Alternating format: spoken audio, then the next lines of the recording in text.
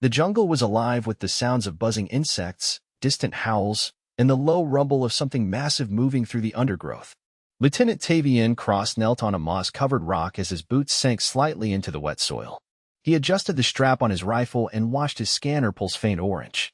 The device blinked erratically, refusing to make sense of the biological readings in front of him. "Still nothing I can recognize," Tavian muttered, tapping the side of the scanner. "This place makes the Amazon look like a city park." Beside him, a shimmering figure stepped forward, tall and sinewy, with pale lavender skin and large black eyes. The alien known as Yeltrax shifted uneasily. Its four fingers twitched as it studied the jungle beyond. "You continue to disregard the grave warnings, Tavian. The creature that roams here." Yeah. The so-called jungle beast. "I read your mission brief. Big teeth, lots of noise, eats entire squads." "Got it," Tavian said, standing to his full height. He wiped a smear of mud off his jacket and turned back toward the shuttle's landing site. "We're here to survey, not to hide." Yeltrax's gaze narrowed. It devoured an entire Slorvian hunting party. "Those beings are armored like war tanks." "Maybe they annoyed it," Tavian said, shrugging. "You aliens always think throwing more armor at something makes it less dangerous." Yeltrax didn't respond. Instead, it turned its head slowly toward the treeline. Something crashed in the distance, branches snapping, foliage parting, then silence. Tavian froze. "That wasn't thunder." "No," Yeltrax said. "It's close." Three more aliens shimmered into view, their camouflage suits flickering as they powered down. They were armored and carried elongated weapons that pulsed with blue energy. One of them, a stockier alien named Florin, hissed something in their native tongue. Tavian raised a hand. "Do you see it?" "No visual," Florin said in accented English. "But it's circling, calculating." Tavian adjusted the strap on his rifle, trying to peer through the dense vegetation. The underbrush rustled again, closer this time. Then it appeared. A blur of dark fur and muscle burst from the shadows. Tavian's eyes widened as he dropped to one knee, rifle up. The beast towered over 7 feet tall, with thick arms and a jaw wide enough to crush a steel beam. Its amber eyes locked onto the group. Florin fired first. The pulse of blue energy struck the beast in the shoulder. It didn't flinch. Instead, it lunged, grabbing one of the aliens by the torso and flinging him into a tree. The crack of impact echoed as armor split like tin.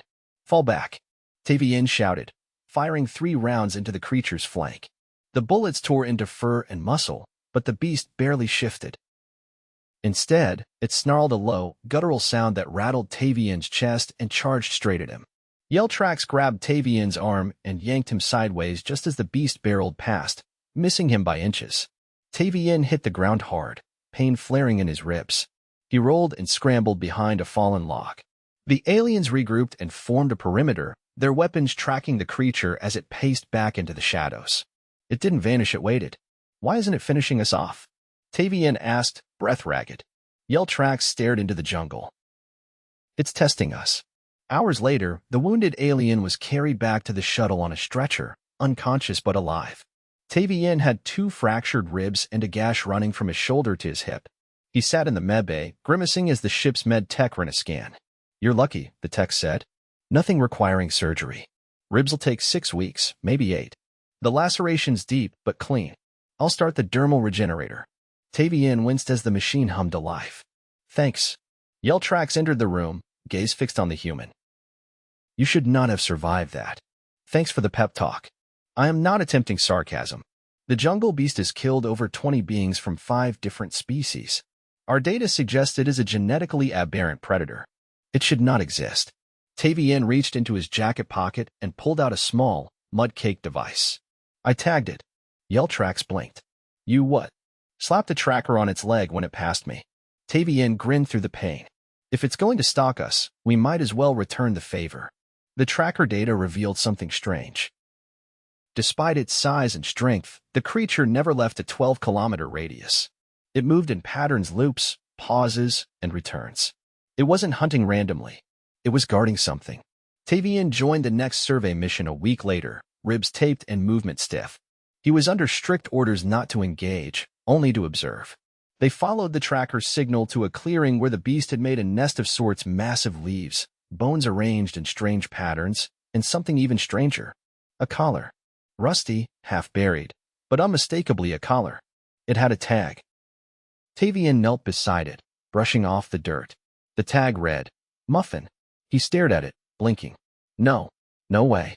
Yell tracks loomed over his shoulder. You recognize this? It's a pet tag. For domestic animals. You mean to tell me this apex predator is a house pet? Tavian stood, his voice quiet. Not just any pet. Muffin was my dog. Yelltrax's head tilted. Impossible.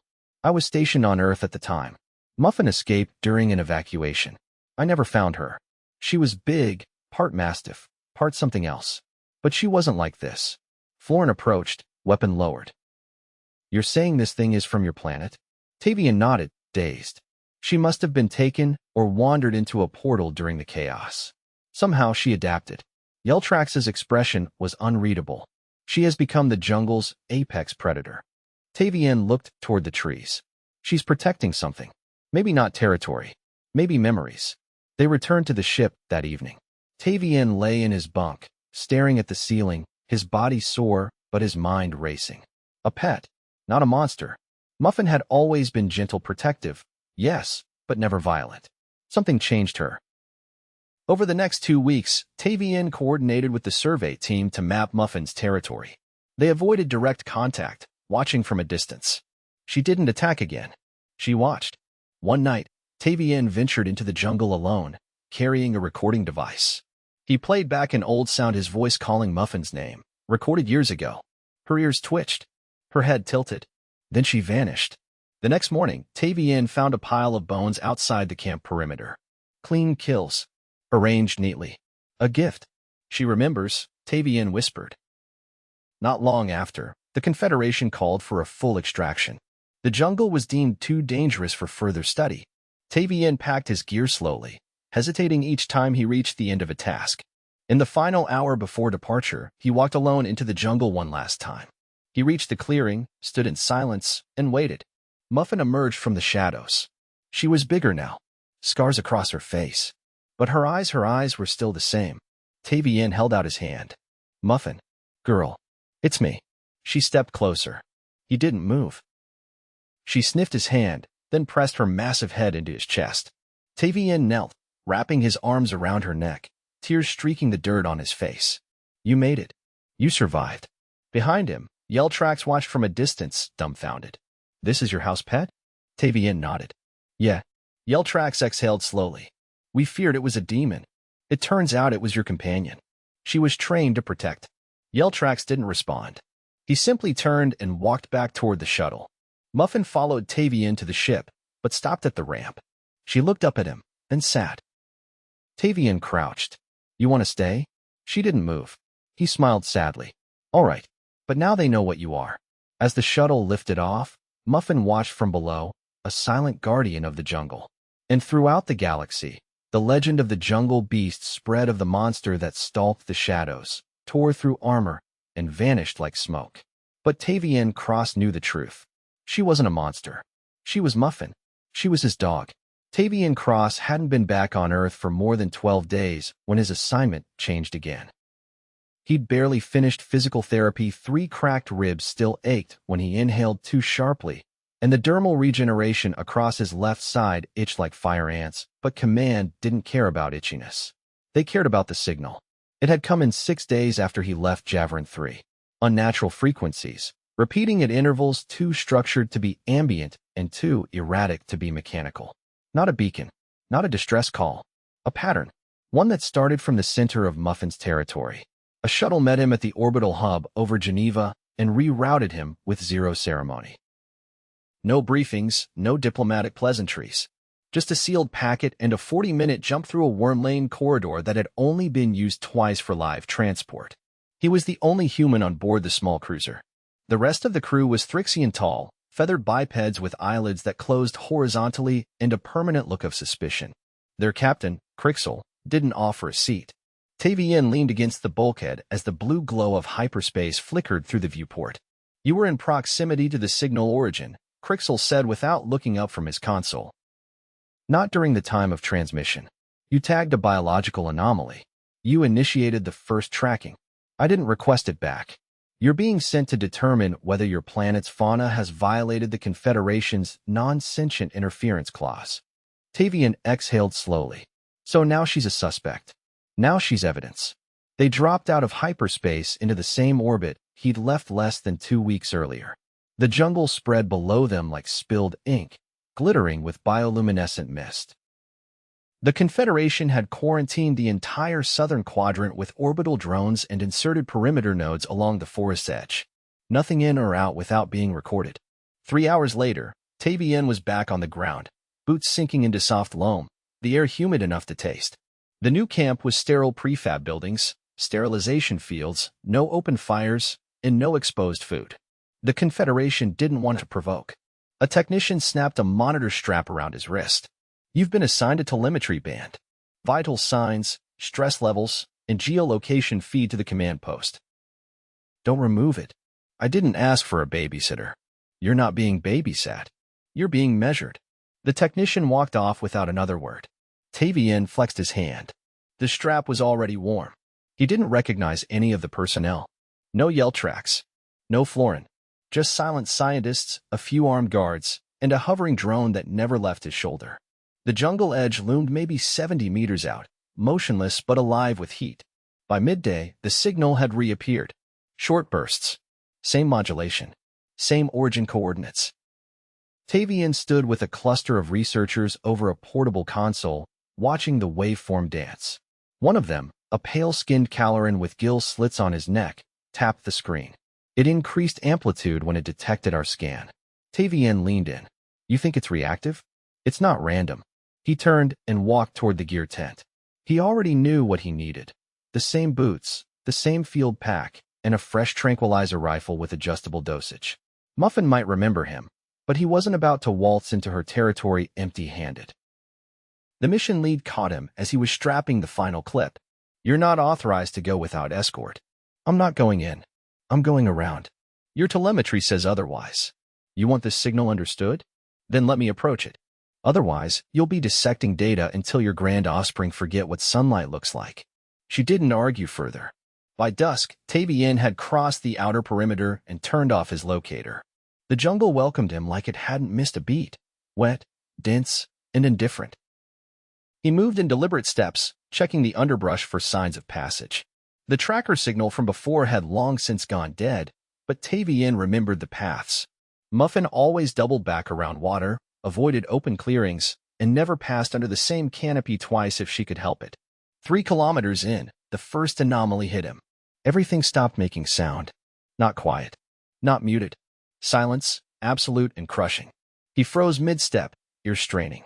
His breath sounded like a hurricane. Even the insects had gone still. He lowered himself behind a moss-covered boulder and waited. Something passed overhead, unseen but vast. The leaves above twitched as though displaced by air pressure, and the moisture on his skin prickled all at once. Then a click sharp, deliberate, and mechanical. He turned slowly. A device the size of a melon lay half buried in the dirt. It pulsed with the same rhythm as the signal 1-2 pause, 1-2. But it wasn't alien tech. It was Earth-made. He moved closer, brushing the dirt away. A faded label clung to the casing, property of Horizon Genetics. His stomach turned. They were a private firm, long disbanded. Their collapse had been part of the larger biowarfare scandal during the Outer Colonies' panic 2 decades earlier. Officially, their records had been sealed. Unofficially, everyone knew they'd been experimenting with adaptive gene coding for off-world survival. Military applications, pets that could survive alien ecosystems, domesticated companions that could turn feral when abandoned. Tavian stood, the device cradled in one hand. A low growl came from behind him. He didn't turn. Muffin. The growl stopped. He slowly raised both hands, the device still in one. You remember this? Heavy paws moved forward. Leaves crunched. A warm breath hit the back of his neck. Then came the strangest sound yet. A whine. Not threatening. Not territorial. Sad. She circled into view, fur darker than before, eyes sunken with something almost human. A long gash crossed her left flank, partially healed, but still raw. You're hurt, he said softly. She sat. He crouched, and placed the device on the ground. This was them, wasn't it? They used you. She didn't react, just stared at the device like it might attack again. Tavian reached for his pack and pulled out a folded cloth. He unwrapped a small scanner and held it near her wound. It emitted a soft chime. Still infected. I can clean it. She didn't move as he applied antiseptic foam, only flinched when he started bandaging. Afterward, she stood and walked 10 paces into the trees, then looked back. He followed. They reached a small clearing surrounded by twisted vines and bioluminescent fungus. At the center, a crater. No larger than a shuttle pod, but with scorched edges and fragments of tech embedded in the soil. Some still glowed faintly. Tavian stepped closer. The fragments were Earth-grade alloy. Not recent. The device hadn't transmitted the signal. The crater had. He knelt beside a curved panel of composite plating. A nameplate hung askew. Horizon Genetics Module 7. Muffin let out a low huff and sat again. He understood. Something had survived the crash. Something had been dormant until they disturbed it. 3 hours later, Tavian returned alone. He handed the module panel to the mission lead without a word. The researchers worked in silence that night. The next morning, the signal stopped. Official reports would later state that the anomaly was a defunct research pod transmitting corrupted memory data. That strange readings were a result of ambient interference. That no life forms were affected. But Tavian knew better. So did Muffin. He returned to the crater once more before leaving for good. He brought her a thermal blanket for the colder nights and a sealed pack of synthetic meat. She took both without hesitation. As he turned to go, she barked once short, clipped, unmistakable. He smiled. Yeah, I'll come back. He never told anyone what he found buried at the center of the crater. A cage, just big enough for a puppy. By the 3rd week after his return to Earth, Tavian Cross had grown tired of being thanked by people who didn't know what they were thanking him for. He sat through 4 debriefings, gave a closed-door testimony to the Interstellar Ethics Tribunal, and signed 3 different non-disclosure agreements longer than most novels. The Confederation had decided that the Horizon Genetics Crater incident would be labeled environmental contamination from legacy research, and the signal was now filed under non-recurring anomaly. He didn't argue. Not once. But he did request one thing. 3 days later, Tavian stood in a reinforced hangar beneath Oslo's orbital lift, hands in his jacket pockets, watching as a containment pod was wheeled onto a transport shuttle. Muffin was already inside, lying calmly on the padded floor, unrestrained but sedated. Her eyes flicked open as Tavian stepped closer. She didn't lift her head, but her tail thumped once against the wall. She's cleared for transport to the sanctuary, the technician said. No implants, no behavioral conditioning, just relocation, per your request. Tavian nodded. And she'll be monitored? Continuously. No experimentation. We were very clear. The transport door sealed with a hiss. Muffin's gaze didn't leave him until the last sliver of light vanished. It was over in less than a minute. By sunset, he was back in Geneva, walking along the edge of the lake with a thermos of tea that had long gone cold. The wind off the water carried the scent of ozone from the orbital lifts and the faint, bitter tang of sterilized air. He sipped anyway. You should be in therapy, a voice said beside him. He didn't need to look. Yeltrax wore a dark coat now, a concession to human weather. Its shoulders hunched slightly, hands clasped behind its back in an imitation of human posture. Tavian didn't comment. I'm fine. You're not, Yeltrax said. You refused post-trauma counseling. You declined neural recalibration. You've been flagged by 2 administrative bodies for non-cooperation. I'm tired of being examined. Yeltrax's head tilted slightly. Then why agree to speak at the symposium tomorrow?